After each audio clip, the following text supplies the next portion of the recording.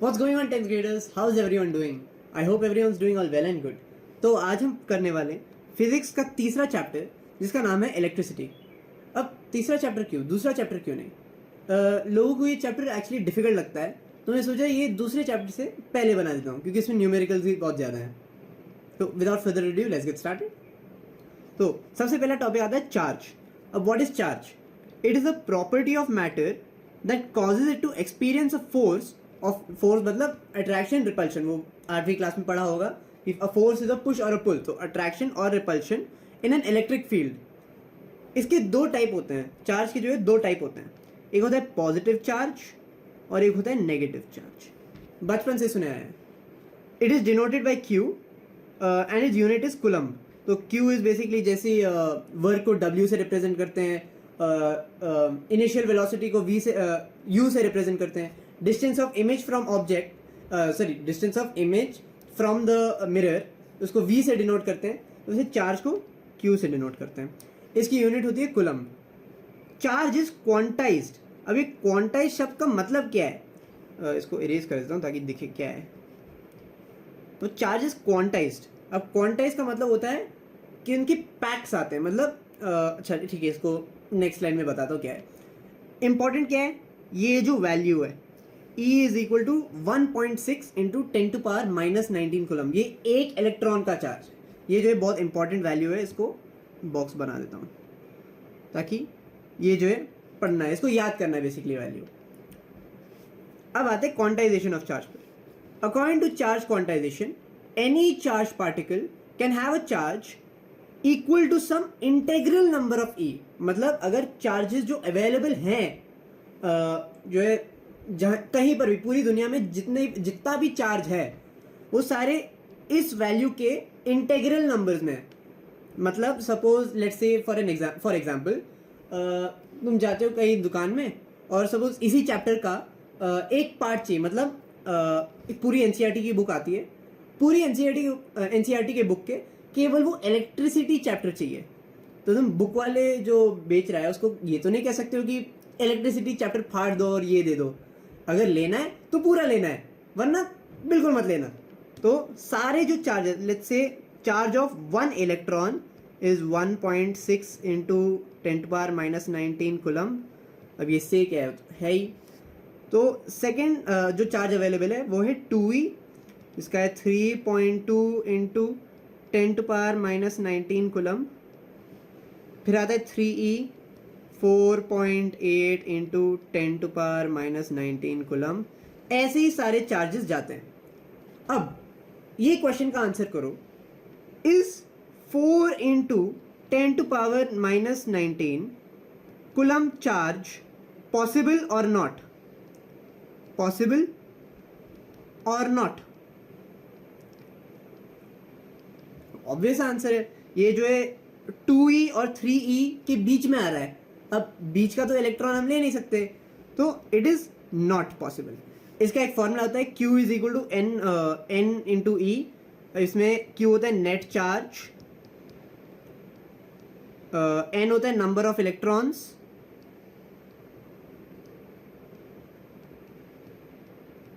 और E की तो वैल्यू हमें पता ही है 1.6 into 10⁻⁻19 coulomb.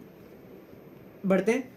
How many electrons are there in 1 coulomb of charge? ये एनसीईआरटी का एक इनटेक्स्ट क्वेश्चन है.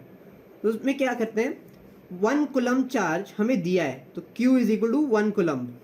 पहले सबसे पहले जब भी न्यूमेरिकल सॉल्व करना है पहले गिवन लिखो. Q is equal to 1 coulomb. अब क्या ढूंढना है, हाउ मेनी इलेक्ट्रॉन्स. तो N ढूंढना है बेसिकली. फॉर्मूला लगाओ, Q is equal to N by E, N by N into E sorry. तो Q की वैल्यू है 1, N की वैल्यू नहीं पता, इंटू 1.6 इंटू 10⁻⁻19 कूलम्ब. अपने आप सॉल्व करो और मुझे आंसर बताओ कि ये वाला आंसर ही आ रहा है सबको, कि ये वाला ही. अच्छा ये कूलम्ब नहीं होगा यहाँ पे, लेकिन यही वाला आंसर आना चाहिए सबको. 6.25 इंटू 10⁻18 इलेक्ट्रॉन्स. इतने सारे इलेक्ट्रॉन्स है. अब आते हैं इलेक्ट्रिक सर्किट पे. It is a continuous and close path of electric current okay, continuation close path of electric current. अब इलेक्ट्रिक करंट क्या होता है उस पर आते हैं। उससे पहले ये इमेजिन कर लो, बचपन से हम सर्किट डायग्राम बनाते आए हैं। में एक सेल होता है, उसका एक बल्ब होता है यहाँ पे, और स्विच होता है। स्विच कहाँ पे बनाऊँ, यहाँ पे बनाता हूँ स्विच। ये एक स्विच है और उसको सेल से कनेक्ट कर दिया, ये बल्ब। तो ये बल्ब ग्लो करेगी क्योंकि ये सर्किट कंप्लीट है। करंट जो है यहाँ से ऐसे जा रहा है। अब करंट क्या होता है उस पर भी आता हूँ।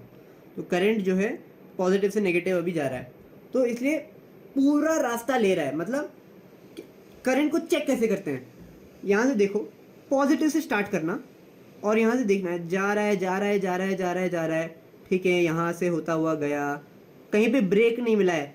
यहाँ पे देखो ऐसा लग रहा है कि ब्रेक है, लेकिन ये स्विच है। स्विच मतलब इसमें जो है डायग्रामेटिकली इसमें वो दिखता नहीं है, लेकिन ऐसे है कि तुम यहाँ से इससे थ्रू जा सकते हो और यहाँ से वापस नेगेटिव पे आ गया है। तो ये होता है ओपन, ये होता है क्लोज सर्किट।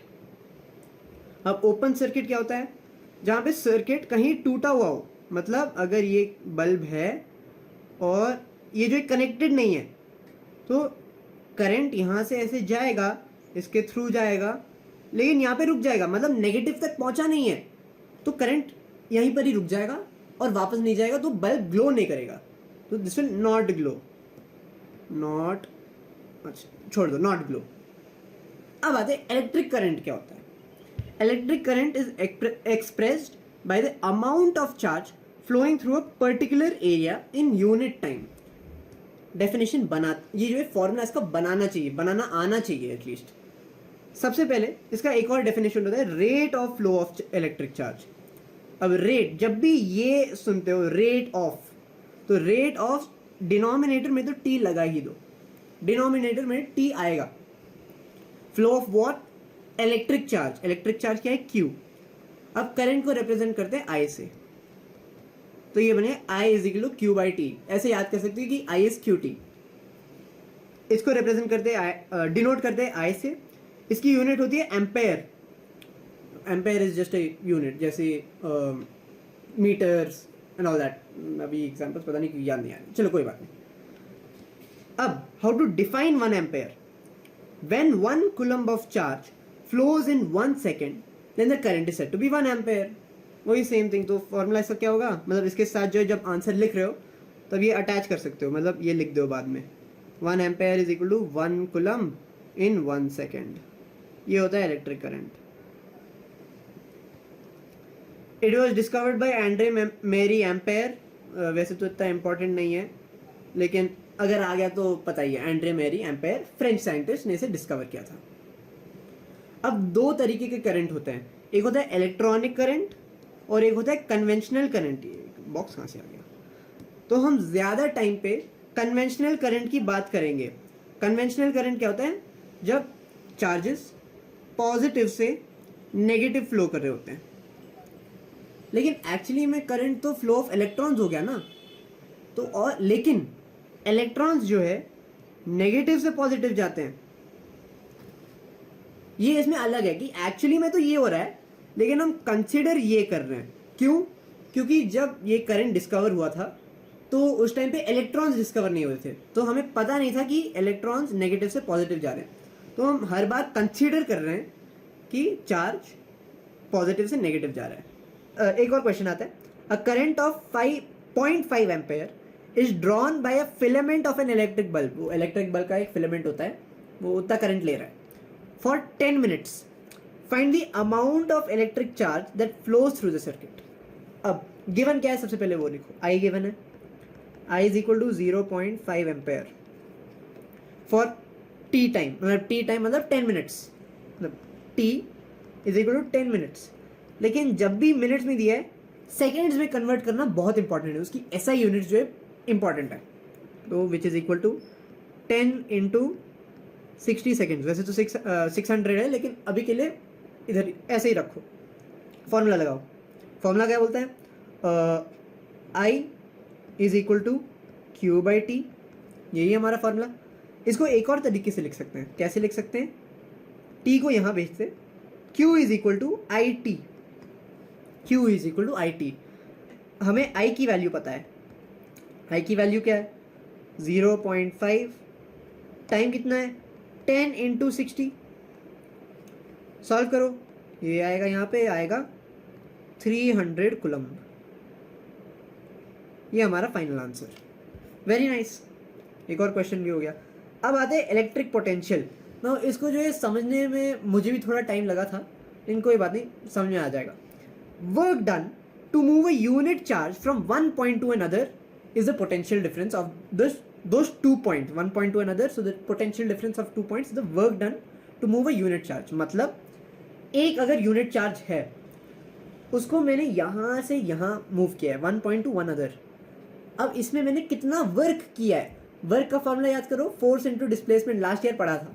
तो work done to move a unit charge from one point to another, formula आता है इसका V is equal to W by Q. अब पोटेंशियल डिफरेंस का दूसरा नाम है जिसका नाम है वोल्टेज, सुना होगा 440 वोल्ट, वही है वोल्टेज। तो इसमें ये है वोल्टेज, ये है वर्क, ये है चार्ज, कितना चार्ज डिस्प्लेस हुआ है। अब 1 वोल्ट, ओ इसकी एसआई यूनिट तो भूलिए, वोल्टेज की एसआई यूनिट होती है वोल्ट्स, वर्क का होता है जूल्स, चार्ज का होता है कूलम्ब, पता है हमें। 1 volt is the potential difference between 2 points when 1 joule of work is done to move a charge of 1 coulomb from one point to another। मतलब हम 1 वोल्ट को डिफाइन कैसे करेंगे, ये वही क्वेश्चन है, डिफाइन 1 वोल्ट। ऐसे बहुत सारे क्वेश्चन है हमारे पास, डिफाइन 1 वोल्ट। अब 1 वोल्ट क्या होता है, 1 जूल एक कुलम चार्ज को हमने यहां से यहां ले गए हैं, इसमें मैंने 1 जूल ऑफ वर्क किया है, ये जो पोटेंशियल डिफरेंस है ये होता है 1 वोल्ट। अगले पे आते हैं, how much work is done in moving a charge of 2 coulomb across 2 points having a potential difference of 12 volt. Potential difference दिया है तो V is equal to 12 volt, और क्या दिया है, कूलम चार्ज दिया है, चार्ज 2 कूलम। क्या ढूंढना है, how much work is done ढूंढते हैं। तो हमें पता है फॉर्मूला क्या है, voltage is equal to work by charge. दूसरी तरीके से लिखते हैं तो कैसे लिखेंगे, इसको यहाँ पे भेज देते हैं, W is equal to V Q. तो वैल्यूज पुट इन करो, 12 वोल्ट और चार्ज कितना है 2 कूलम, वैल्यू आ गया 24 joules of work is done. Very simple. अब आते हैं सर्किट डायग्राम पे। ये तुम्हें याद है मैंने ये बनाया था, यहाँ पे कहाँ गया, ये एक्चुअली में क्या है, ये एक सर्किट डायग्राम है। तो सर्किट डायग्राम में कुछ एलिमेंट्स हैं जैसे कि cell, battery is basically combination of cells. अगर ये एक सेल है तो ये बहुत सारे सेल्स हैं, वेरी सिंपल। अब एक आता है प्लग की और स्विच। तो स्विच को जो है ऐसे भी डिनोट करते हैं, ये ओपन स्विच है बाय द वे, और उसको ऐसे भी डिनोट करते हैं, ये दोनों स्विच के सिंबल्स होते हैं। और ये होता है प्लग की और स्विच क्लोज्ड, मतलब अगर ये डॉट है बीच में तो मतलब सर्किट इज क्लोज, मतलब स्विच ऑन है बेसिकली। अब एक ये जो ये दोनों इतने इंपॉर्टेंट नहीं है, ज़्यादा पूछे नहीं जाते। इलेक्ट्रिक बल्ब, ये वही सिंबल है जो मैंने बनाए थे। रेजिस्टर बहुत काम आएगा, resistor is just a jagged line, मतलब लाइन जा रही थी, इसको ऐसे ऐसे ऐसे कर दो, बस बन गया हमारा रेजिस्टर। वेरिएबल रेजिस्टेंस, मतलब ये जो है रियोस्टैट कहलाता है, उसमें क्या होता है, बस एक ऐसे लाइन बना दो और उसकी रेजिस्टेंस चेंज हो सकती है। रेजिस्टेंस क्या होता है उस पर भी आता है। एक होता है एमीटर और एक होता है वोल्ट मीटर। इन दोनों के डिफरेंस को पहले समझते हैं, ये क्या होता है। तो एम मीटर, देखो नाम में देखो एम क्या होता है, एम्पेयर जैसा साउंड कर रहा है। तो ammeter is use to measure और measure is actually better word, measure current. Voltmeter नाम में है वोल्ट, मेजर वोल्टेज।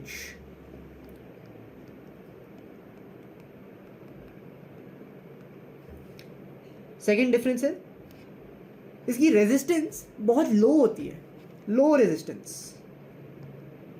अब क्यों होती है लो रेजिस्टेंस, उस पर आता हूं। और इसकी होती है बहुत हाई रेजिस्टेंस।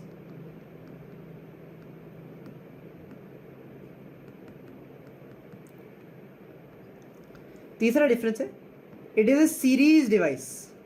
सीरीज में कनेक्ट होता है, एक सीरीज कनेक्शन होता है, एक पैरेलल कनेक्शन होता है, उस पर भी आता है सीरीज डिवाइस। ये होता है पैरेलल डिवाइस। तो कैसे उसे रिप्रेजेंट करते हैं, लेट्स टेक बैटरी बनाते हैं और उसको हमने एक रेजिस्टर से कनेक्ट कर दिया है और उसके साथ एक एमीटर जोड़ देते हैं ऐसे। तो यहाँ पे पॉजिटिव है, यहाँ पे नेगेटिव है, तो ये जो है सीरीज में कनेक्ट हुआ है। लेकिन वोल्ट मीटर को ऐसे कनेक्ट करते हैं, देखो ये अगर ये बैटरी है और ये है हमारा रेजिस्टर, तो उसको ऐसे कनेक्ट करते हैं। और उसको ऐसे क्यों कनेक्ट करते हैं, क्योंकि पैरेलल डिवाइस क्यों है, उस पर आते हैं। अब आते हैं ओम्स लॉ पर। अब ये ओम्स लॉ क्या चीज़ है, वैसे तो ओम तो मेरे एक नाम का फ्रेंड का नाम है, लेकिन कोई बात नहीं, हम वो वाले ओम की बात नहीं कर रहे, हम OHM की बात कर रहे हैं।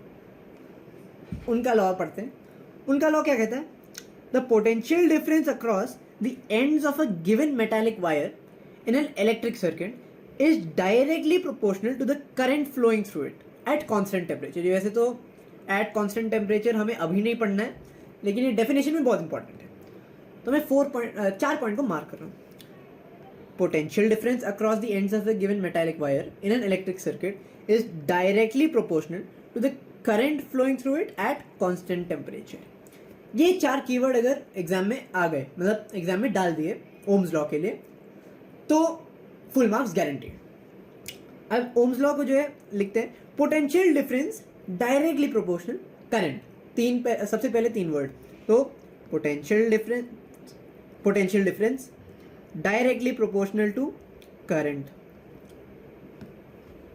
ये हमारा पहला पार्ट है ओम्स लॉ का। अब जब प्रोपोर्शनैलिटी का साइन होता है, हम क्या करते हैं, याद करो अपनी पहली क्लासेस में हम जो एक कांस्टेंट लगाते थे, तो इधर कांस्टेंट होता है R, तो V is equal to I R, ये लगा दिया हमने कांस्टेंट। तो ये R क्या होता है, ये R होता है रेजिस्टेंस।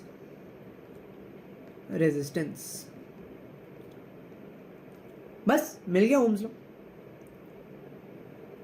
ये वाली जो इक्वेशन है हम बहुत यूज करने वाले हैं अपने पूरे चैप्टर में, तो ये बहुत ही इंपॉर्टेंट फॉर्मूला है, बहुत ही important, double star mark. Almost पूरे चैप्टर में ये यूज कर रहे हैं। अब आते हैं, अच्छा तो इसका एक ग्राफ अगर बना है, उसको मैं रेड कलर में चेंज कर देता हूँ ताकि दिखे मैं बना क्या रहा हूँ। तो इसमें क्या होता है, पोटेंशियल डिफरेंस को अगर y एक्सिस पे मान ले और इसको करंट को x एक्सिस पे मान ले, तो जो ये लाइन बनती है, ये लाइन एक सीधी लाइन होती है क्योंकि डायरेक्टली प्रोपोर्शनल है। अगर स्क्वायर होता तो ऐसे जाता, कैसे, ऐसे जाता, लेकिन हम डायरेक्टली प्रोपोर्शनल की बात करें, मतलब जितना वोल्टेज इंक्रीज हुआ है उतना ही करंट इंक्रीज होगा, ऐसे। और एक और चीज, जब हम स्लोप की बात कर रहे हैं, slope is equal to what, y divide by x, y की जो भी वैल्यू है डिवाइड बाई x, तो हमें ये स्लोप मिलता है। तो दिख नहीं रहा होगा क्योंकि मैंने वाइट बनाया, चलो कोई बात नहीं। तो y हमारे पास क्या है, v, और करंट क्या, सॉरी x एक्सिस में है i, v बाई आई, ये कहीं सुना है, नहीं सुना होगा, क्यों, फॉर्मूला चेंज नहीं किया। चलो इस फॉर्मूला को अगर चेंज करें, क्या करें, इधर फिट हो जा, हाँ, अगर इस फॉर्मूला को थोड़ा चेंज करते हैं, क्या करते हैं, हम करंट को इस तरफ ले आते हैं, मतलब क्या मिला हमें, v बाई आई, हम डिवीजन में ले जा रहे हैं, इज इक्वल टू r, मिल गया हमें v by I is equal to r। मतलब ये जो स्लोप जो हमें दिख रहा है, ये हमें रेजिस्टेंस दे रहा है, क्या दे रहा है, रेजिस्टेंस दे रहा है। अब एक क्वेश्चन, इसको मैं हटा देता हूँ, इसको मैं देता हूँ वैल्यू r, लॉक कर देते हैं, इसको देता हूँ मैं r2, अब r1 बनाता हूँ, ये है r1 और ये है r3। ये है R1, ये है R3। इन तीनों में से सबसे ज्यादा रेजिस्टेंस किसका है? सबसे ज्यादा रेजिस्टेंस किसका है? तो अगर वी आई ग्राफ है, इसको बोलते हैं वी आई ग्राफ, मतलब वाई एक्सिस पे वी है और एक्स एक्सिस पे आई है, तो इसे बोलते हैं V I graph. V I graph. अब जितना ज्यादा स्लोप है, मतलब देखो इसमें R3 इतना एंगल बना रहा है, R2 इससे थोड़ा और बड़ा एंगल बना रहा है, R3 से और बड़ा एंगल बना रहा है, तो जितना बड़ा एंगल है उसकी रेजिस्टेंस की वैल्यू ज्यादा है, मतलब R1 सबसे ज्यादा है। इसकी एंगल स्लोप भी देख रहे हो, सो स्लोप इसका सबसे ज्यादा टेढ़ा R1 का ही है। अब एक क्वेश्चन पे आते हैं। क्वेश्चन कहता है which of the following has the highest resistance of R1, R2 या R3? सबसे ज्यादा किसका है? इसको जो है बहुत सारे लोग ने R1 सबसे ज्यादा, R2 उससे कम, R3 उससे और कम, ये जो है आंसर ज्यादातर लोगों ने दिया होगा। लेकिन ये आंसर गलत है। क्यों गलत है? सबसे ज्यादा तो स्लोप का R1 का ही है। लेकिन ये एक ट्रिक क्वेश्चन था, क्वेश्चन ध्यान से पढ़ना है। ये एक आई वी ग्राफ है, मतलब आई एक्स एक्सिस वाई एक्सिस पे और वी वाई एक्सिस पे। तुम्हारे तो ऐसा होगा ना, चलो कोई बात नहीं। तो इसका एक्चुअल आंसर है R3 सबसे ज़्यादा, उसके बाद R2, उसके बाद R1। जब भी ऐसे इन्वर्स में दे देते हैं, इन्वर्स को भी इन्वर्स करना है, मतलब इसे एक्स चाहिए तो साइड से देख लो। तो सबसे ज़्यादा मतलब अगर आई वी ग्राफ है तो बस उसका इन्वर्स हो जाता है, मतलब जो सबसे ऊपर है वो सबसे कम है, मतलब R3 सबसे ज़्यादा है इधर। सब कुछ बोल दिया मैं? हाँ बस बोल दिया। अब रेजिस्टेंस। रेजिस्टेंस होता क्या है? Obstruction of flow of charge during the flow of current, मतलब करंट जा रही है और बीच में कुछ रुकावटें आ गई। ओके, एक एग्जांपल के लिए you can take current as a bunch of cars going on a road. तो अगर रोड में ज़्यादा स्पीड ब्रेकर्स हैं तो कार थोड़ी रुकेंगी ना, थोड़ी रुक के जाएंगी, थोड़ी ऐसे ऐसे जाएंगी, फिर थोड़ा धीरे जाएंगी, वो ये रेजिस्टेंस। तो रेजिस्टेंस यू कैन, वो स्पीड ब्रेकर्स की तरह है। Obstruction of flow of charge during the flow of current, मतलब करंट जा रही है, उसके बीच में कुछ रेजिस्टेंस आ गई। रेजिस्टेंस नाम में ही है। इसकी यूनिट होती है ओम्स। ओम्स लॉ है तो रिस्पेक्ट तो देना पड़ेगा। देखो इसमें क्या है, वोल्ट्स है, ये इसका क्या है, एम्पेयर्स, इसका है ओम्स। ओम्स का है ओमेगा सिंबल, इसे बोलते हैं omega. Last letter of the Greek alphabets by the way, just a general knowledge but okay. If the potential difference across two ends of a conductor is 1 volt, मतलब अगर 1 volt potential difference है and the current through them is 1 ampere, मतलब अगर 1 ampere भी है, then the resistance is 1 ohm. ये वही question है, डिफाइन 1 ओम। बहुत सारे क्वेश्चन आएंगे ऐसे। बस एक और फॉर्मूला आता है रेजिस्टेंस का, जिसका है rho is equal to, resistance is equal to rho L upon A। क्या बोल दिया ये कौन सा फॉर्मूला है? आते हैं, रुक जाओ, ये कौन सा फॉर्मूला है बताता हूँ। अब factors on which resistance depends on, मतलब रेजिस्टेंस के कुछ फैक्टर्स हैं, मतलब उसे बिल्कुल वो बोलते हैं ना, क्या बोलूँ मैं, जैसे बोलते हैं कि हमें यही चाहिए, हमें ये नहीं करना है, हमें इनके साथ नहीं बैठना है, तो वैसा ही रेजिस्टेंस है। तो resistance depends on length of wire, cross sectional area and temperature. एक और आता है nature of material.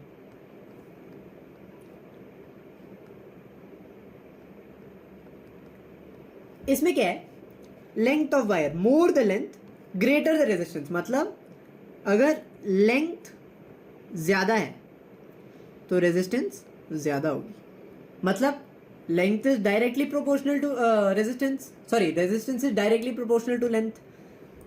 Cross sectional area मतलब एक तो लेंथ है, लेंथ का एक डायग्राम बना लेता हूँ। एक छोटी वायर है, एक लंबी वायर है, एक पतली वायर है, एक मोटी वायर है। अब more the area lesser the resistance. तो फील लेने के लिए ऐसे इमेजिन करो कि जो है बहुत सारी गाड़ियां अगर जा रही हैं, तो अगर उसे लेंथ, अगर रास्ता जो है वो लंबा रास्ता मिला है, तो ट्रैफिक आने की चांसेस ज़्यादा हैं या कम है? तो ऑब्वियसली अगर लंबा रास्ता है तो ट्रैफिक आने के चांसेस ज़्यादा है, तो अगर लेंथ ज़्यादा है तो रेजिस्टेंस भी ज़्यादा है। अब एक और, क्रॉस सेक्शनल एरिया। अगर एक मोटी रोड में जा रहे हो, मतलब लेट्स से अगर तुम हाईवे में जा रहे हो तो हाईवे में तुम तेज़ी से जा सकते हो, लेकिन अगर गली में जा रहे हो जिसमें ज़्यादा जो है घरें हैं वहाँ पे, तुम्हें धीरे धीरे जाना पड़ेगा क्योंकि लोग भी हैं वहाँ पे, रेजिस्टेंस है उधर। मतलब अगर एरिया ज़्यादा है, अगर एरिया ज़्यादा है तो रेजिस्टेंस कम होगा, ऑब्वियस ही बात है। मतलब इससे हमें क्या मिला, resistance is inversely proportional of to the area.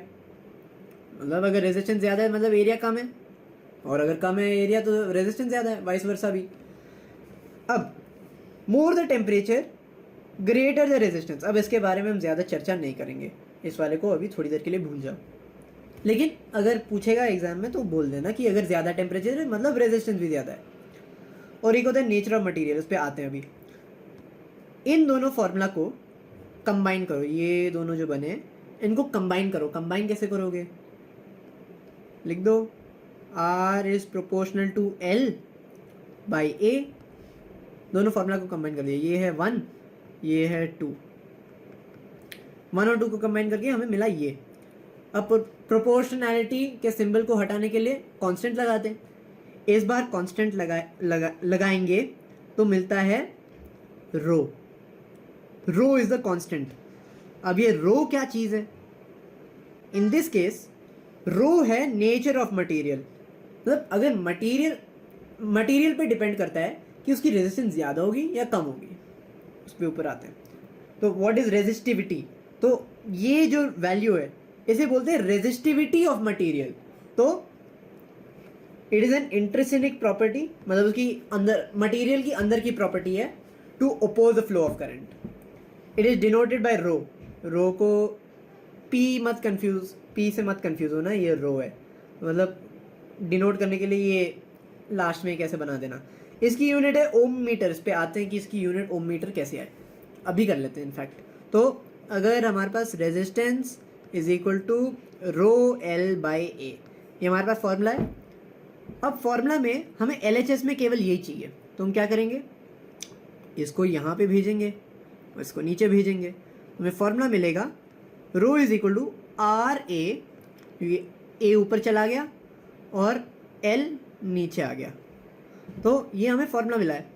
अब इधर वैल्यू मैं यहाँ पे लिखता हूँ क्योंकि जगह नहीं है। रेजिस्टेंस की फॉर्मूला क्या थी, ओम्स। एरिया का फॉर्मूला क्या है, मीटर स्क्वायर। लेंथ का फॉर्मूला क्या है, मीटर। अब मीटर और मीटर स्क्वायर से जो है 1 मीटर तो कट गया, बचा क्या, ओम मीटर। इतनी आसान है। This is how simple derivations can be. अब तीन प्रकार के जो है मटेरियल्स होते हैं, इंसुलेटर्स, कंडक्टर्स और एलॉयज। एलॉयज तो वैसे नहीं है बट चलो ठीक है, सेमी कंडक्टर्स।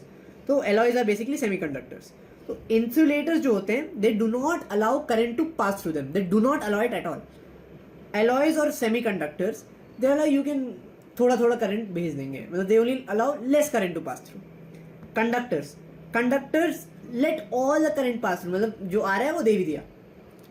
तो जो इंसुलेटर्स होते हैं उनकी रेजिस्टिविटी बहुत हाई होती है, तो 10 टू पावर माइनस, मतलब ये जो वैल्यूज हैं ये वैल्यूज को स्विच कर देना।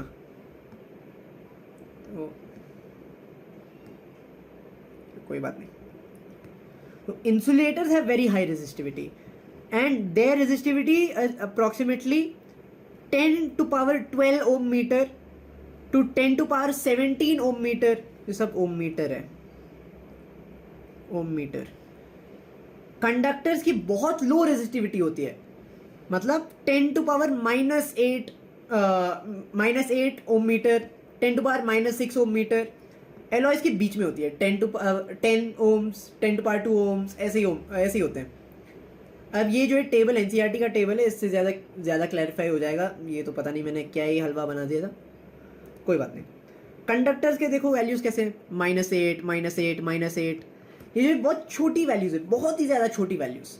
तो जितनी छोटी वैल्यू है उसकी रेजिस्टिविटी भी कम है और क्योंकि रेजिस्टिविटी कम है वो जो है रेजिस्टेंस भी कम भी देता है।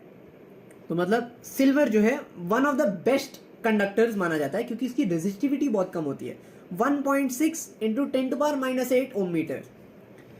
और यहाँ पे देखो अलॉयज में जो है बढ़ता जा रहा है, तो यहाँ पे 44 इंटू 10⁻⁻6 ओम मीटर आ जाता है। नाइक्रोम भी आता है, नाइक्रोम जो है हीटिंग अप्लायंसेस में भी यूज होता है। और आते हैं इंसुलेटर्स पे, glass, hard rubber, ebonite, diamond, dry paper, इनकी जो वैल्यूज बहुत हाई होती है। देखो 10⁻15 टू 10⁻17 बहुत हाई होती है इनकी values. Question, how much current will an electric bulb draw from a 220 volt source if the resistance of the bulb is 120 ohm 1200 ohms। तो इनके जो दो पार्ट्स हैं, चलो पहले ए पार्ट करते हैं। How much current with an electric bulb draw from, अच्छा ठीक है, वोल्टेज दिया है 220 volts, और क्या दिया है, रेजिस्टेंस दिया है, तो R is equal to 1200 ohms। How much current will flow, मतलब आई ढूंढना है। आई ढूंढने के लिए कौन सा फॉर्मूला लगाएंगे, ओम्स लॉ। तो by using Ohm's law, by using Ohm's law ये लिखना है एग्जाम में, I is equal to V by R, मतलब वही है। यहाँ पे जो है जब हमने चेंज किया था इसको ऐसे भी लिख सकते हैं, I is equal to V by R. कैसे, R को यहाँ भेज दो, वेरी सिंपल। अब क्या, हाँ, तो I is equal to V R, तो V बाई आर तो 220 बाई 1200, 0 से 0 कटा, ये आ गया यहाँ 11, यहाँ पे आ गया 60, तो यहाँ पे जो है 1.1 हो गया, तो 1 यहाँ पे 11 बाई 60 कर सकते हो। इसकी वैल्यू खुद से ढूंढ लेना, मैं इसकी कैलकुलेशन नहीं करूँगा, अपने आप से करना। ओके, यूनिट तो बता ही देता हूँ, एम्पेयर, एम्पेयर आएगी इसकी यूनिट। रेजिस्टेंस, ओके, इसका बी पार्ट भी था ना, बी पार्ट क्या कहता है, हाउ मच करंट विल, अच्छा सेम सोर्स है, रेजिस्टेंस की बस 100 ओम्स है, तो I is equal to V by R. अब इसमें V कितना है, 220 वोल्ट्स, और रेजिस्टेंस है 100, तो ये वैल्यू भी अपने ढूंढ लेना, 22/10। वैसे तो बहुत ही आसान है, चलो लिख ही देता हूँ, 2.2 एम्पेयर। अब थोड़ा दिमाग लगा के सोचो, ये वाला ज़्यादा आएगा, ये वाला ज़्यादा आएगा, मतलब बिना कैलकुलेशन करके, अगर सपोज भी मैंने किया ही नहीं बिल्कुल, तो कितना होगा, मतलब अच्छा ठीक है, मैं जूम आउट भी नहीं कर सकता, कोई बात नहीं। जिसकी रेजिस्टेंस कम है, जिसकी रेजिस्टेंस कम है उसकी करंट ज़्यादा होगी, ये वाला फॉर्मूला देखो, जिसकी रेजिस्टेंस कम है उसकी करंट ज़्यादा होगी, मतलब ये वाली रेजिस्टेंस कम है, मतलब जो इलेक्ट्रिक हीटर है वो ज़्यादा करंट खींच रहा है कंपेयर टू इलेक्ट्रिक बल्ब। अगले क्वेश्चन पे आते हैं। अगला क्वेश्चन क्या कहता है, resistance of a metal wire in length 1 metre is 26 ohms at 20 degree Celsius. तो ये वाला पार्ट जो है अभी के लिए इग्नोर कर दो, केवल डराएगा। वैसे तो टेम्परेचर में जो है ज़्यादा मैटर करता नहीं है, मतलब सेम टेम्परेचर बोल दिया है तो हमें ओम्स लॉ ही लगाना है, बस वही है। डायमीटर ऑफ द, अच्छा डायमीटर दिया है, diameter of the wire is 0.3 mm। What will be the resistivity of the material at the temperature using table 11.2, basically यही वाला ही टेबल है। 11.2 predict the material of the wire. तो क्या करेंगे, पहले गिवन लिखो। गिवन क्या है, रेजिस्टेंस गिवन है 26 ohms, और क्या दिया है, लेंथ दिया है 1 मीटर, और क्या दिया है, डायमीटर दिया है 0.3 mm। अब ये मिलीमीटर में दिया है, मिलीमीटर को जो है जब मीटर में कन्वर्ट करते हो तब वैल्यू को, जो 0.3 है वो वैल्यू है, उसको 10⁻³ से मल्टीप्लाई कर देता हूँ और मीटर लगा देता हूँ, तो यही है वो वैल्यू। अब इसकी रेडियस क्या आएगी, रेडियस आएगी 0.3 इंटू 10⁻³ बाई क्या, 2, radius is half of diameter. अब लगाते एरिया, एरिया ढूंढना है। एरिया क्या है, area basically cross sectional area ढूंढना है, मतलब ये कितना एरिया लेता है। तो ये हमें डायमीटर दिया है, रेडियस दिया है, तो हम एरिया निकाल सकते हैं। कौन सा फॉर्मूला, पाई r स्क्वायर। अब मैथ्स में आ रहे हैं, कोई बात नहीं, मैथ्स भी पढ़ा लेंगे। तो 3 पाई की वैल्यू है 3.14। फिजिक्स में जब भी पाई की वैल्यू लो 22/7 मत लेना, 3.14 लेना।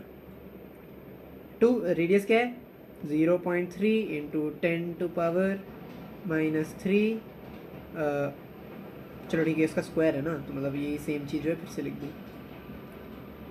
तो ये इस पूरे को कंबाइन करके क्या मैं ये लिख सकता हूँ 0.3 इंटू 0.3 इंटू 10⁻⁶, क्योंकि एक्सपोनेंट लॉज ऑफ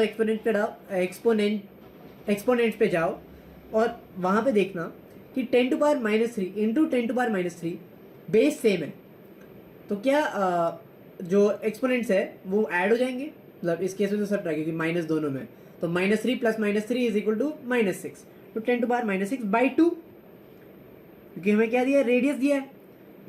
सॉल्व करो तो आएगा इंटू 3 करेंगे तो पहले तो /2 कर दो, सबसे पहले 1.57, अब करो इंटू, इसमें क्या आएगा 3 3 4 5 4 5 4 5 7 5 4 7 5। अब पॉइंट कहाँ पे लगेगा 1 2 3 सॉरी 1 2 3 इंटू 0.3 इंटू 10⁻⁻⁶, इसकी भी वैल्यू ढूंढो। अब क्या आएगा 1 2 4 1 5, ये आएगा ना वैल्यू 4 1 5 2, हाँ ये आएगा वैल्यू 0.1415। क्यों? क्योंकि इधर जो है 3 पॉइंट है, यहाँ पे 1 पॉइंट है, तो टोटली कितने पॉइंट 4 इंटू 10⁻⁻⁶, ये हमें मिल गया एरिया। अब हमें एरिया ही मिला है, अभी और ढूंढना है, तो रुक जाओ अभी। हमें क्या ढूंढना है रेजिस्टिविटी ऑफ द मेटल। तो रेजिस्टिविटी का फॉर्मूला क्या था RA/L, ये रहा, कहाँ रहा, हाँ ये RA/L, तो बहुत खिचड़ी मच गई है लेकिन कोई बात नहीं। RA/L, R कितना था 26 इंटू एरिया कितना है 0.1415 इंटू 10⁻⁻⁶ बाई कितना 1, लेंथ 1 ही है, तो बस इतना करो। इसका आंसर आएगा अप्रॉक्सीमेटली 1.84 इंटू 10⁻⁻⁶, ये आएगा इसकी अप्रॉक्सीमेट वैल्यू ओम मीटर। अब क्या दिया using table 11.2 predict the material of the wire, ये वाला 1.84, हाँ ये मिल गया ये वाला, तो ये कौन सा है मैंगनीज, तो ये हमें मटेरियल भी मिल गया, हमारा ये वाला मटेरियल है manganese.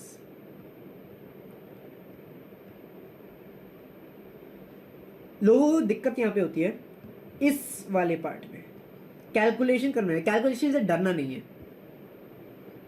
Next question, a wire of given material अभी उसकी ओम मीटर उसकी पता नहीं है, रेजिस्टिविटी उसकी पता नहीं है, having length L and area of cross section A and उसकी रेजिस्टेंस है 4 ohms, what would be the resistance of another wire of the same material having length L/2, मतलब लेंथ का आधा, मतलब पहले वाली लेंथ का आधा, and cross section area 2A, पहले वाले के केस देते हैं, मतलब केस 1 ये देखते हैं। तो अभी गिवन मटेरियल है, अभी उसका रेजिस्टिविटी अभी तक पता नहीं है, लेंथ कितनी है उसकी L है, A कितना है A है, तो मतलब R is equal to ρL/A, तो मतलब 4 इज इक्वल टू ρL/A, क्योंकि अभी वैल्यूज हमें पता नहीं है।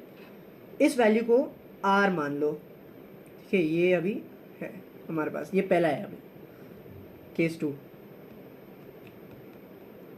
इसमें क्या है R हमें पता नहीं है, R' लिख लो, रो क्योंकि सेम मटेरियल है, और L कितना है L/2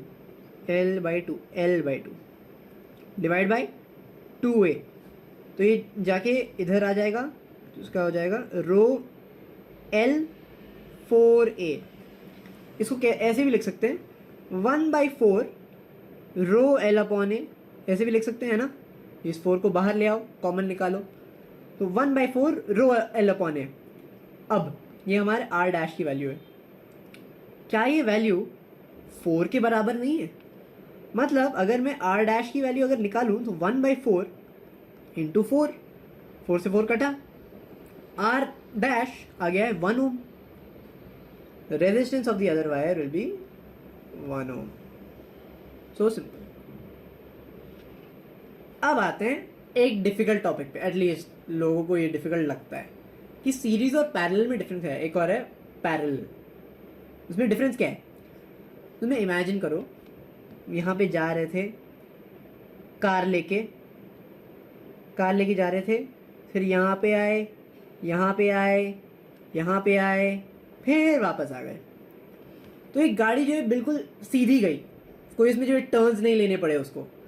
तो इसमें क्या है, करंट सेम है, गाड़ी सीधी गई, हमारा जो है करंट अभी गाड़ी है, तो करंट थ्रू ईच रेजिस्टर, मतलब यहाँ पे जो है अगर कोई भी करंट है, suppose let's take I current, इसकी कोई करंट यहाँ पे फ्लो हो रहा है जिसकी अच्छा पॉजिटिव से नेगेटिव जा रहा है ना, हाँ, चलो इसको इस तरफ मान लो, इसकी वैल्यू है आई, मतलब यहाँ पे आई करंट जा रहा है, यहाँ पे भी आई जा रहा है, यहाँ पे भी आई जा रहा है, सब जगह आई जा रहा है, I is the value of the current, but the voltage changes, मतलब यहाँ पे V1 है, यहाँ पे V2 है, यहाँ पे V3 है, तो इनकी वोल्टेज अलग अलग है। तो हम इसमें क्या देखते हैं कि रेजिस्टर्स आर कनेक्टेड ऐसे, मतलब बिल्कुल एक सीधी लाइन में कनेक्टेड है। अब क्या होता है इसमें, उसको सबको इरेज मार देता हूँ ताकि दिख जाए।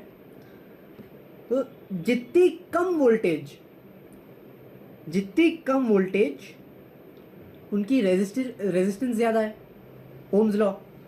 तो R is equal to V/I, जितनी ज़्यादा वोल्टेज उतनी ज़्यादा रेजिस्टेंस, करेक्ट। तो इसमें जो है हम सीधा जा रहे थे, यहाँ पे जब गाड़ी जो है स्पीड ब्रेकर के ऊपर जाती है तो गाड़ी थोड़ी धीरे हो जाती है, ये धीरे वोल्टेज, जितनी बड़ी जो है क्या बोलते हैं स्पीड ब्रेकर आता है उतनी ज़्यादा गाड़ी स्लो हो जाती है, मतलब उसको ज़्यादा पावर लगानी, मतलब ज़्यादा स्पीड लगाना पड़ता है उसको पार करने के लिए, फिर और ज़्यादा, ऐसे जो है सीरीज का कनेक्शन होता है बिल्कुल एक सीधी लाइन में। अब इसका एक फॉर्मूला आता है, फॉर्मूला क्या कहता है, इसमें अगर देखो तो वोल्टेज जो है हर केस में अलग अलग है, लेकिन अगर इन तीनों वैल्यूज को अगर जोड़ोगे, मतलब V1 + V2 + V3 अगर करोगे तो टोटल तो V आना है। मतलब हमने क्या किया अब तक, V इज इक्वल टू, मतलब V मतलब ये वाला जो वैल्यू है, V is equal to V1 + V2 + V3, correct. अब याद करो हमने ओम्स लॉ में पढ़ा था, देखो ओम्स लॉ यहाँ पर भी आ गया, तो क्या पढ़ा था, V is equal to IR, हम इसको यहाँ पे यूज करने वाले हैं, कैसे, जहाँ पर भी V है वहाँ पर भी IR लिख दो, तो इसमें जो है यहाँ पर भी V आया है तो यहाँ पर भी IR लिख दो, लेकिन यहाँ पे क्या लिखोगे, IR1, क्योंकि हम इधर फर्स्ट रेजिस्टेंस का देख रहे हैं। यहाँ पे लिखो IR2,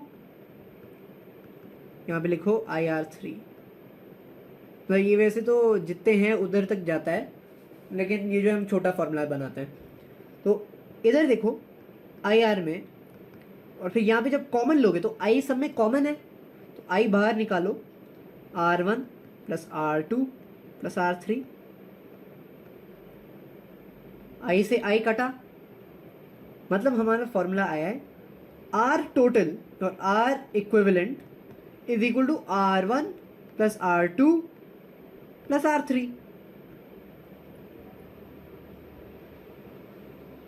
यही है सीरीज फॉर्मूला।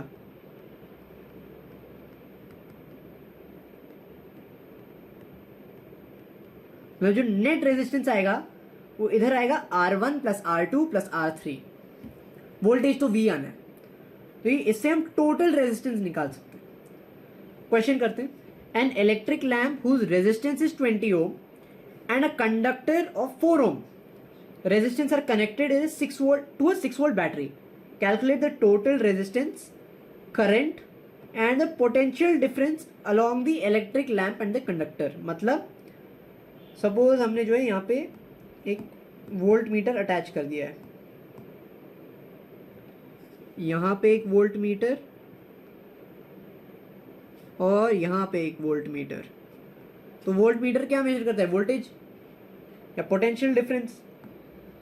अब देखो क्या क्या दिया है, इलेक्ट्रिक लैम्प की तो है 20 ओम्स और इसकी है 4 ओम्स दिया है।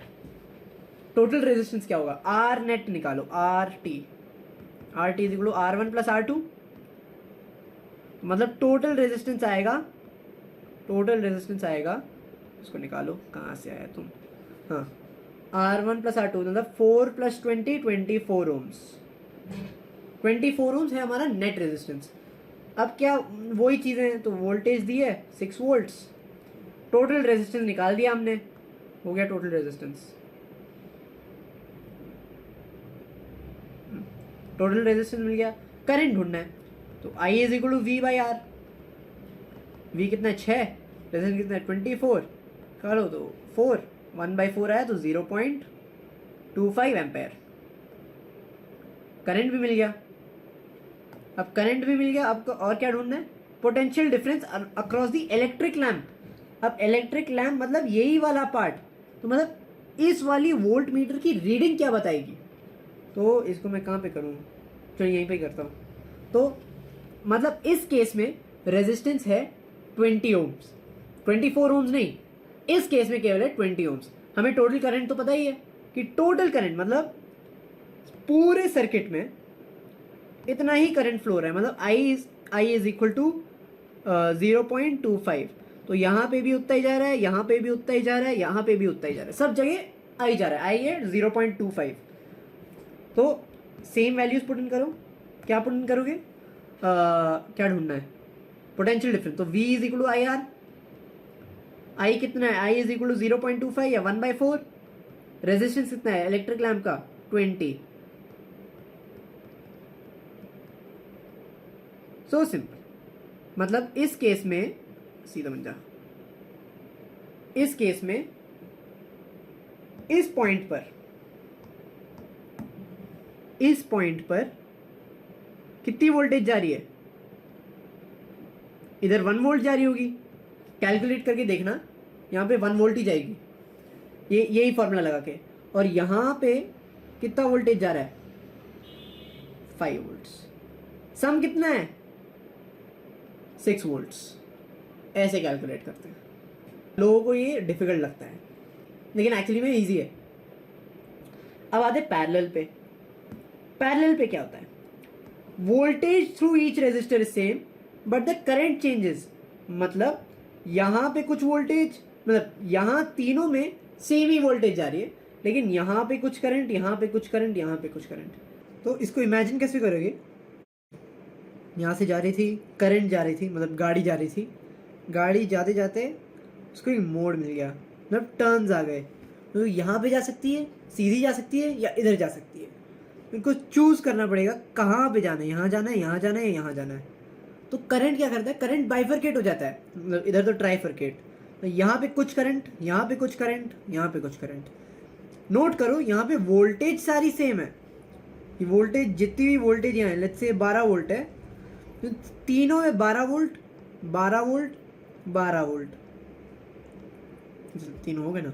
तो तीनों में जो सेम वोल्टेज जा रहा है लेकिन करंट अलग अलग हो रहा है। मतलब अगर यहाँ से I करंट जा रहा है, तो अगर मैं रेड से बनाऊं तो यहाँ पे I1, यहाँ पे I2, यहाँ पे I3, तो इन तीनों रेजिस्टर्स में डिफरेंट करंट जाता है लेकिन वोल्टेज सेम रहती है, और करंट वापस इस पॉइंट पर वापस वही करंट बन जाता है, मतलब I, तो यहाँ पे I और वही I वापस आ जाता है।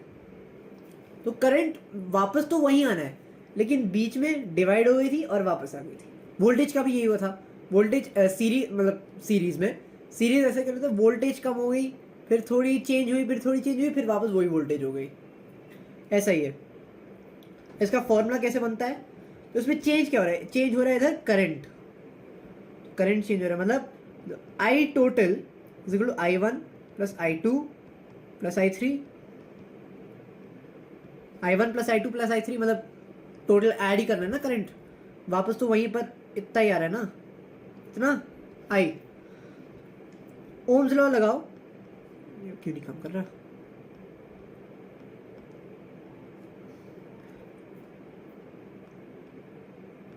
Is equal to V upon R। Ohm's law लगाओ, I is equal to V upon में R, सही है,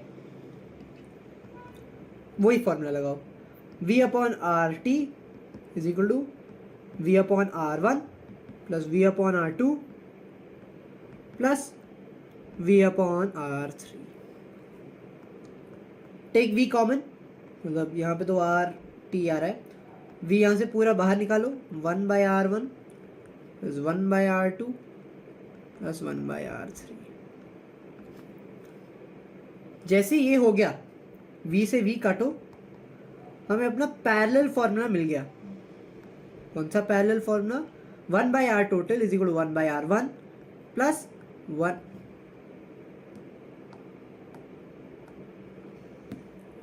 1/R2 प्लस 1/R3। ये मिल गया हमारा कौन सा formula? Parallel formula.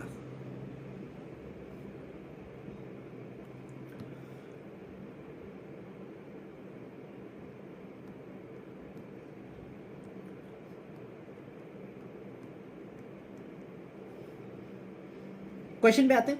In a circuit diagram given in figure 11.10, मतलब यही वाला figure 11.10 whatever you want to call it. Suppose the resistors R1, R2 and R3 have the values 5 ohm, 10 ohm, 30 ohm, which have been connected to a battery of 12 volts. 12 volts। तो मैंने basically given यहीं पर ही लिख दिया है, लेकिन जब question कर रहे हो तो गिवन जो है साइड में लिखना, मतलब यहाँ पे जो है गिवन लिखना। Calculate what? Current through each resistor, total current in the circuit and the total circuit resistance. मतलब आर टोटल, मतलब क्या क्या ढूंढना है? करंट थ्रू ईच रेजिस्टर, मतलब I1, I2, I3, क्या IT, टोटल करंट, एंड और क्या ढूंढना है? Total resistance. तो पहले सबसे पहले RT ढूंढ लेते हैं।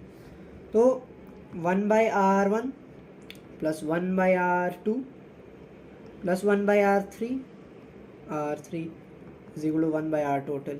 वैसे तो लिखने की ज़रूरत नहीं है, लेकिन कोई बात नहीं, लिख देते हैं।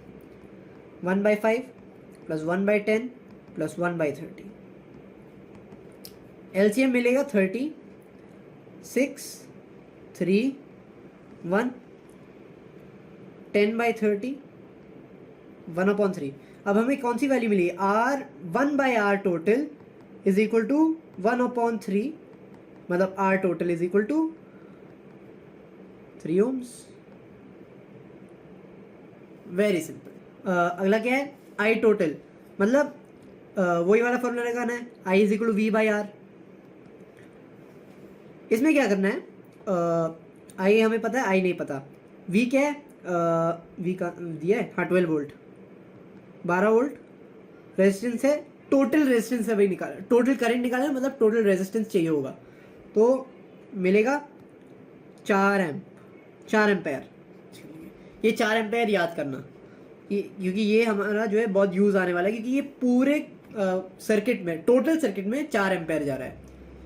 अब हमें देखना है करंट इनमें कितना जा रहा है, मतलब हमें ये जो है फिट कर देता हूँ।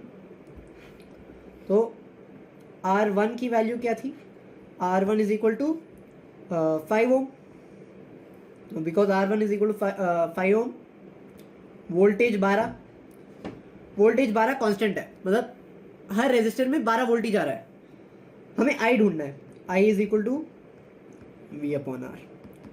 V कितना है? 12, यहाँ 5, तो ये आएगा 2.4 एम्पेयर। फिर आता है R2 कितना था? R2 था 10 ohm, 10 ohms. V is equal to 12 volt, तो ये हमें मिला है I1 का value. I2 is equal to V/R2, अब इधर वैल्यू क्या मिली 12 10 1.2 एम्पेयर। I2 भी मिल गया। तो टिक करते जाते हैं कि हमें क्या क्या मिल चुका है। चलो बाद में करते हैं, पहले ये कर देते सॉल्व। R3 की वैल्यू क्या थी 30 ओम्स, वोल्टेज वही है, और क्या दिया है I3 निकालना है बस। V/R3 12/30 4 हो जाएगा, 10 हो जाएगा, 0.4 एम्पेयर। अब इन तीनों को ऐड करो तो क्या मिलेगा 2.4 प्लस 1.2 3.6 3.6 प्लस 0.4 4 एम्पेयर। मतलब टोटल करंट इतना ही आना था। मतलब अगर ये हमने निकाला भी नहीं होता, मतलब ये तो ऑब्वियसली इम्पोर्टेंट था, इम्पोर्टेंट नहीं था, अगर हम इससे भी निकाल देते हैं तो भी आंसर आ जाता, लेकिन ये थोड़ा जल्दी हो जाता। हमने बेसिकली बैकवर्ड किया है, तो हमने आर टोटल निकाल दिया था, आई टोटल निकाल दिया था, I1 2 3 भी निकाल दिया था, तो हमारा क्वेश्चन भी सॉर्टेड है। अगला क्वेश्चन क्या कहता है, इफ R1 इज 10 ओम, लिखते जाना, R2 is 40 ohm, R3 is 30 ohm and R4 20 ohm, R5 60 ohm. बहुत सारे, बड़ा क्वेश्चन होने वाला है क्लियरली। एंड 12 वोल्ट बैटरी, मतलब यहाँ पे 12 वोल्ट दिया है, is connected to the arrangement, मतलब यही अरेंजमेंट है, ठीक है। Calculate the total resistance in which the circuit, in the circuit total resistance निकालना है। मतलब क्या निकालना है, RT निकालना है, और क्या निकालना है, टोटल करंट IT भी निकालना है। अब सबसे पहले क्या करना है, सबसे पहले सारे रेजिस्टर्स को सिंप्लीफाई करना है। मतलब इसको सिंप्लीफाई करना है, फिर इसको सिंप्लीफाई करना है, फिर इसको सिंप्लीफाई करना है। कैसे करेंगे मैं बताता हूँ। सबसे पहले इसको करते हैं, तो इधर 1/RT 1/RT1 बोलता हूँ, RT1, ये R, ये है RT1, ये क्या हुआ RT1, और ये है RT2। तो RT1 कितना है 1/R1 प्लस 1/R2 है ना। तो 1/R1 कितना है 10, R2 कितना है 40 मतलब 40, जिसको नहीं पता। LCM आएगा 40, 4 प्लस 1 5 40, तो ये हमें मिल गया 1/8। लेकिन ये 1/RT1 की वैल्यू है, तो 1/RT1 is equal, sorry 1/RT1 नहीं, 1/RT1 की तो मिल गई, RT1 is equal to 8 ohms. तो यहाँ पे इक्विवेलेंट रेजिस्टेंस 8 ओम आ रहा है, मतलब 10 ओम और 40 ओम को मिलाओ तो उसे 8 ओम बनता है पैरेलल में। अब ये वाला निकालो, ये वाला मैं दूसरे पेज में करूँ क्या, चलो ठीक है दूसरे पेज में करता हूँ, बहुत अनकंफर्टेबल होगा लेकिन कोई बात नहीं, सह लेंगे। क्या क्या दिया था इधर देख लेते हैं। तो सेम वही पैरेलल फॉर्मूला 1/RT2, लेकिन इधर RT2 ढूंढ रहे हैं, RT2 1/R1 R3 plus 1/R4 plus 1/R5 is equal to 30 20 60।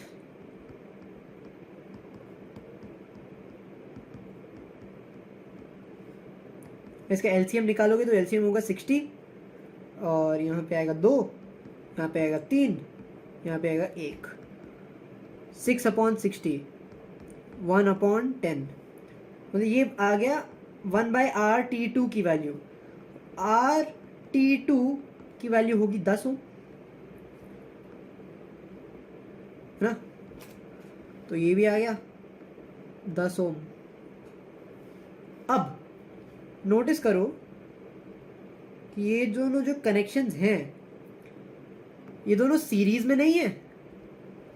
एक यहाँ पे इमेजिन करो, यहाँ पे एक रेजिस्टेंस है, और यहाँ से एक और रेजिस्टेंस इमेजिन करो।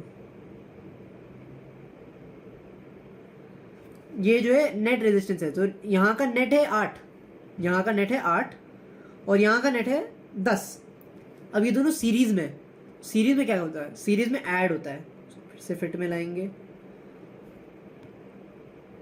तो इधर क्या करेंगे, आर टोटल, अब टोटल आर ढूंढ रहे हैं, कितना होगा, RT1 प्लस RT2। RT1 का था 8 ओम, यहाँ पे आ गया 10 ओम, 18 ओम। ये है हमारा टोटल रेजिस्टेंस। तो टोटल रेजिस्टेंस मिल गया, यही पूछा था ना क्वेश्चन में, फाइंड द टोटल रेजिस्टेंस। मिल गया हमें टोटल रेजिस्टेंस। अब क्या ढूंढना है, टोटल करंट। अब टोटल करंट कैसे ढूंढेंगे, अब हमें रेजिस्टेंस पता है तो करंट भी ढूंढ लेंगे, में क्या बड़ी बात है। करंट इक्वल V/R, वोल्टेज तो होती है 12 वोल्ट, रेजिस्टेंस कितना है 18 ओम, यहाँ पे जाएगा 2, यहाँ पे जाएगा 3, 0.6 एम्पेयर अप्रॉक्स।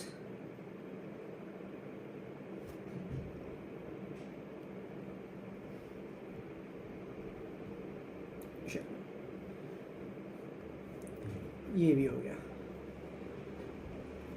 अब आते हैं कुछ advantages over of parallel over series. वापस वाइट पे आ जाते हैं। एक तो उसकी इंडिपेंडेंट फंक्शनिंग। अब इंडिपेंडेंट फंक्शनिंग का क्या मतलब है, क्योंकि ये देखो, अगर ये एक डिवाइस है, यहाँ पे एक डिवाइस है और यहाँ पे एक डिवाइस है, अगर एक भी काम करना बंद हो गया तो कनेक्शन टूट जाएगा, मतलब करंट फ्लो ही नहीं करेगा, मतलब ये भी बंद ये भी बंद। मतलब अगर एक अप्लायंस अगर बिगड़ जाए, अगर उसकी अगर बिगड़ जाए तो मतलब पूरी कनेक्शन ही खराब हो गई, मतलब करंट पास ही नहीं होगा, तो सारे अप्लायंसेस काम करना बंद कर जाएंगे। पैरेलल में क्या होता है, पैरेलल में एक यहाँ पे जाता है, एक यहाँ पे जाता है और एक यहाँ पे जाता है। तो नोटिस, अगर यहाँ से कनेक्शन टूट गया, यहाँ से तो और यहाँ से तो जा रहा ही है, मतलब सारे दूसरे अप्लायंसेस भी काम कर रहे हैं। तो each device works independently, if one fails other still continue to work. एक है सेम वोल्टेज, पैरेलल में जो है सेम वोल्टेज जा रही है, सीरीज में वोल्टेज बदल रही है। All components receive the same voltage as source. Reduce resistance, series में रेजिस्टेंस ऐड होता है, फॉर्मूला देखा था, लेकिन पैरेलल में रेजिस्टेंस कम हो रहा था, देखा था। यहाँ पे 18 वोल्ट था, लेकिन टोटल देखो कितने बड़े बड़े वैल्यूज थे, 30, 20, 60, लेकिन आया कितना नेट, नेट तो उसका 10 ही आया है, माय बैड। रिड्यूस्ड रेजिस्टेंस, हाँ ये भी हो गया। और easy to add new device. अब सीरीज में अगर न्यू डिवाइस ऐड करना है तो बीच में जो है एक और कनेक्शन तोड़ना पड़ेगा, फिर एक और डिवाइस डालना पड़ेगा, लेकिन इसमें पैरेलल में कोई कनेक्शन तोड़ने की जरूरत ही नहीं है, केवल एक और वायर डालो बस, खत्म। अब आते हैं हीटिंग इफेक्ट्स ऑफ करंट। अब सबसे पहले उसमें एक लॉ आता है जिसे कहते हैं जूल्स लॉ ऑफ हीटिंग। अब जूल्स लॉ याद करो, जूल्स एक यूनिट भी थी, किसकी, एनर्जी की यूनिट। तो एनर्जी से रिलेटेड कुछ होने वाला है यहाँ पे। Heat produced in a resistor is directly proportional to the square of the current, directly proportional to the resistance and directly proportional to the time. तो मतलब व्हाट ही सेइंग, और ही हुआ ना जूल साहब, तो ये अगर ये एक रेजिस्टर है तो उसमें कुछ हीट जा रही है, तो इसमें कितना हीट जा रहा है, H, तो हीट को रिप्रेजेंट करने के लिए H, directly proportional to what, square of the current, H directly proportional to what else, resistance, H directly proportional to the time it took. Combine these three and you'll get H proportional to I square RT. अब क्या करेंगे, proportionality का sign हटाएंगे, तो क्या करेंगे, एक constant लगाएंगे, कांस्टेंट है हमारा K, और हमने लास्ट ईयर पढ़ा था कि k का वैल्यू 1 आ गया, h is equal to I square R T. ये k की वैल्यू एक्सपेरिमेंट से जो है प्रूव हो चुका है, वो हमें प्रूव करने की ज़रूरत नहीं है कि 1 है। तो ये हमारा फॉर्मूला आ चुका है। ये हमारा जूल्स लॉ ऑफ हीटिंग। तो जूल्स लॉ ऑफ हीटिंग बोलता है ये वाली इक्वेशन। अब इनके कुछ एप्लीकेशन आते हैं। इनके एप्लीकेशन क्या है? सबसे पहला बल्ब। तो how does the bulb work? Bulb को तो देखा ही होगा, उसमें क्या होता है कि ऐसा कुछ होता है और अंदर एक ऐसी एक लाइन और ये एक उसका ग्लास। तो ये क्या होता है? ये एक फिलामेंट है, फिलामेंट। ये फिलामेंट एक मेटल होता है जिसका नाम होता है टंगस्टन। सुना होगा टंगस्टन, उसको हम W से रिप्रेजेंट करते हैं। तो ये जो मेटल है इसकी बॉइलिंग पॉइंट बहुत ज़्यादा है। कितनी ज़्यादा? 3380 डिग्री सेल्सियस, बहुत ज़्यादा है इसकी मेल्टिंग पॉइंट। मतलब क्योंकि इसकी मेल्टिंग पॉइंट, इसकी बॉइलिंग पॉइंट या मेल्टिंग पॉइंट जो भी एक ही बात है, इसकी मेल्टिंग पॉइंट इतनी हाई है कि वो ज़्यादा हीट ले सकता है अपने आप में। तो क्योंकि वो ज़्यादा हीट ले सकता है तो उसकी एनर्जी वो ज़्यादा दे रहा है, उसकी रेजिस्टेंस भी बहुत ज़्यादा हाई है, हाई रेजिस्टेंस।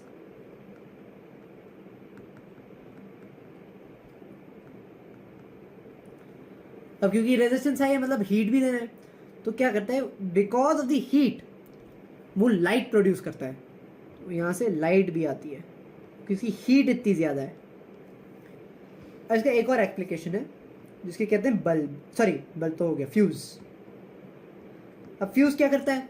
अगर ज़्यादा करंट पास करती है तो मेल्ट हो गए करंट, उसको ही ब्रेक कर देता है, सर्किट को। तो कैसा है इसका जो सिंबल है वो ऐसा है। इसमें क्या करता, ये है fuse wire. Okay, a way of relating this is, वैसे तो this is not mine, this is again Rakshak sir's, but I can relate to this story, so I can tell this story. Let's say it was me, I am the character of the story. I was doing nothing, मैं बस कुछ नहीं कर रहा था, बस maths कर रहा था शायद। मतलब my sister, she came from behind and she just hit me once. I didn't know what to do, so I left it. I ignored her. She hit me again. I ignored her again. She hit me 3 times. I looked at her and told her to go away. She hit me 5 times eventually. Then I hit her back once. But just because I hit her back once, she started crying.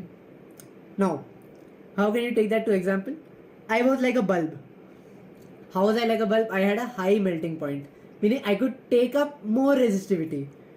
But she was a fuse wire. She could take less resistivity.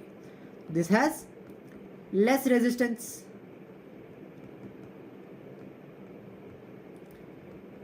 Low boiling point.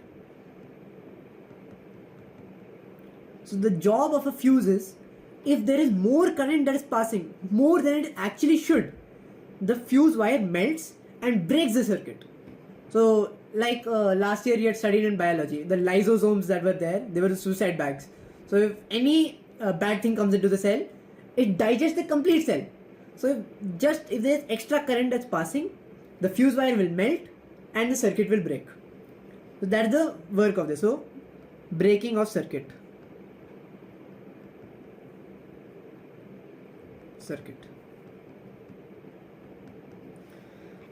Third application is heating element or coil.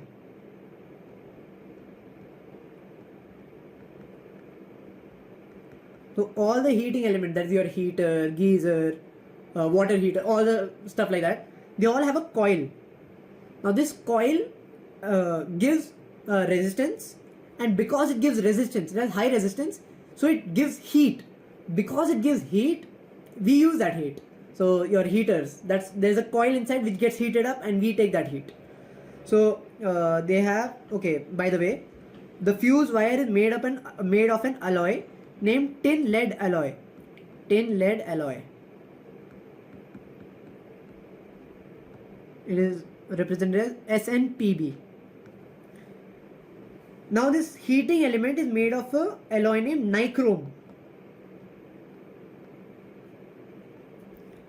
which has nickel and chromium.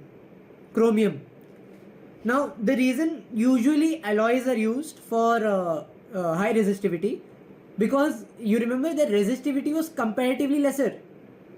Because their resistivity were comparatively lesser, their resistance that they would give will be alloys have greater resistivity compared to conductors, because conductors need to just let the electricity flow.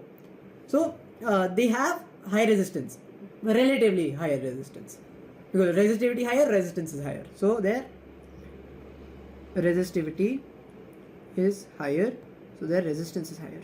I'm talking about alloys over pure metals. Pure metals also have a low boiling point, and alloys have a higher boiling point. Now let's come on to the next topic, that is the electric power. Have you heard of this word power before? What does power mean? Power is the rate of doing work. Rate of doing work. And we had a formula, work upon time, for power. Similarly, rate of energy consumption is power.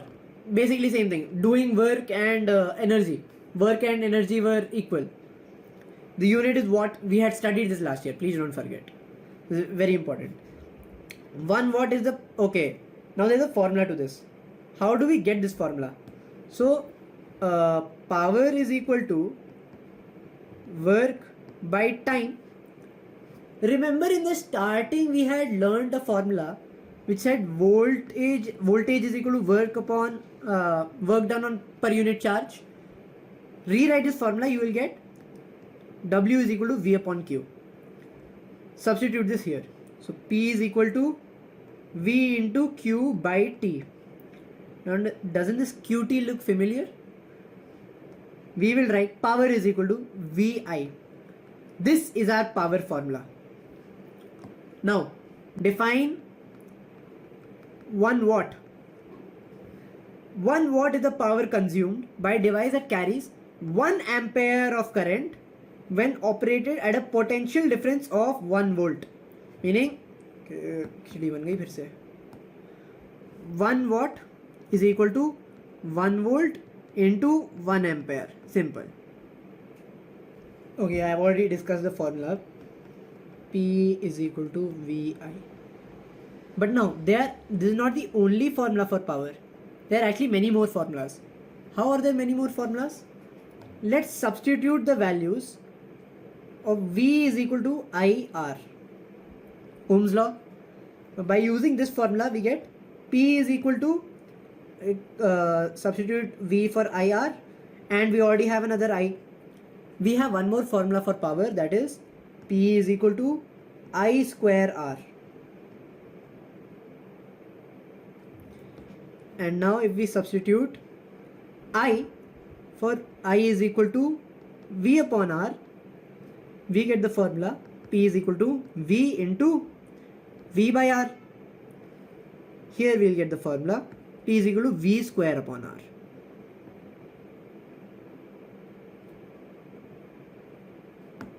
These are the two main, these are the three formulas. This is the general formula. And we have got the other two by substituting values. Now, one more thing of energy that you had heard, that energy was equal to power into energy is equal to power into time. You had heard this last year. How do you get this? P is equal to E upon T. Work is basically energy. If you take T here, you will get this one. So E is equal to E, basically energy or heat, that you would say. So power is what? VI. And T, this is one formula for energy. Now take energy is equal to I square R. You get I square RT. This is another formula. Have you seen this formula before? Yes, Joule's law of heating. This is Joule's law of heating only. Then energy is equal to V square upon R into time. This is the fourth formula. So there are many formulas for energy. They're just different ways of writing it. This is mainly the general one. This one. We generally use this. And we use this mostly for series connections. And we use this mostly for parallel connections. Parallel. Similarly, we use this one for series. We use this one for parallel. That's all. Now we come on to the commercial unit of energy. Do you remember the commercial unit of energy? We had studied this last year. So E is equal to P into T. What is the unit of power? The unit of power was watt and time was basically seconds. Or we take a much bigger unit. So watt second ideally should come, but we take bigger units. So power will be kilowatt. Kilowatt is basically 1000 watts. So I'll write it down. 1 kilowatt is equal to 10 to power 3 watts. So kilowatt into R, kWh. This is our commercial unit. All the electricity bills come in kilowatt hour. Now let's come on to a question. An electric bulb is connected to a 220 volt generator. The current is 0.5 ampere. 0 is not really needed, but sure. What is the power of the bulb? Okay, simple question. So we have P. Sorry, we don't have P. We have V, 220. We have I, 0.5 ampere. Now we need to find P. P is what? P is equal to VI. General formula. 220 into 0.5. Calculate it, check it yourself. You will get 110 watts.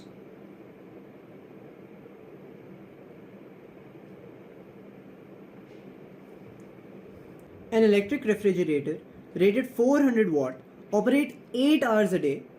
What is the cost of energy to operate for 30 days at ₹3 per kilowatt hour? तो इसमें क्या क्या दिया है? इसमें सबसे पहले given लिखना है. तो power is equal to 400 watts. अब क्योंकि हम एंड आंसर किलोवाट आवर में निकालेंगे, इसलिए इसे किलोवाट में कन्वर्ट कर दो. तो 0.4 किलोवाट. और क्या दिया है? 8 आवर्स पर डे, मतलब टी भी दिया है. 8 आवर्स पर डे कितने दिन है? 30 डेज इंटू 30 कितना हुआ? 240 आवर्स. और क्या देखना था? Cost of energy. मतलब कॉस्ट ढूंढना है, फिर एनर्जी भी तो ढूंढनी है. मतलब एनर्जी ढूंढो. एनर्जी का फॉर्मूला क्या था? P into T. तो एनर्जी कितनी आएगी? पावर कितना है? 0.4 इंटू 240. 0 और ये यहाँ से गया, आ गया 96 किलोवाट आवर. अब ये हमें एनर्जी मिला है, फाइनल आंसर नहीं. तो अब फाइनल आंसर ढूंढने के लिए क्या करेंगे? हम करेंगे एनर्जी मिल चुकी है और ये है 1 किलोवाट आवर के लिए ₹3. तो 96 किलोवाट आवर के लिए कितनी होगी? वो कितनी? 96 किलोवाट आवर के लिए होगी 96 इंटू 3. करेक्ट. इसकी वैल्यू आएगी 1 नहीं आएगी, ऑब्वियसली 1 नहीं आएगी. 27288. ये है तुम्हारा आंसर. मतलब ये है टोटल कॉस्ट. कितना कॉस्ट लगेगा 30 डेज के लिए. तो with this we have reached the end of our chapter. So thank you for being with us. And also, if anybody has any doubts in the first chapter, that is light reflection and diffraction, we have covered that as well in our previous video. I will share the link in the description, so no need to worry with that. I will come with the NCERT solutions in another video, because people think this video will become too long if I do the NCERT questions as well. So I'll come with the NCERT questions in another video. Till then, take care.